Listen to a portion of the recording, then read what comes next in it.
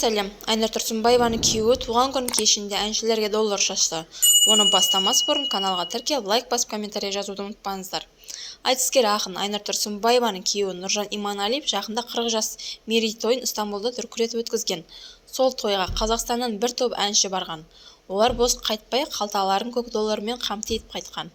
Қаңтар оқиғасына қатысты бар деп қамауда отырған Дики Арманның досы Нұржан Иманалиевтің мерейтойына әншілердің Наркенже Серікбай да қалыс қалмаған.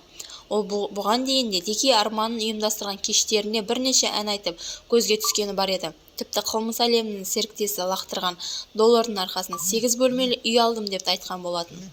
Дики Арман жоқ болса да, Наркенжені Нұржан да ренжітпепті. Ол ән салып тұрған кезінде көмекшінің әншісінің қалтасына біраз ақша салды. Жалпы осы туған күн үшін елден Стамбулға біраз әнші барған. Арасында Аягөз, «Қайда барасын» атты хит әнімен танылған. Малик Жамулұлы да бар. Бұны хабарлаған Эксперт KZ. Соңына дейін тыңдағаныңызға көп рахмет. Лайк басып, комментарий жазып, каналға тіркелуді ұмытпаңыздар. Шоу-бизнес жаңалықтары сіздерге әрқашан жаңалықтардың бірі болып жеткізетін болады.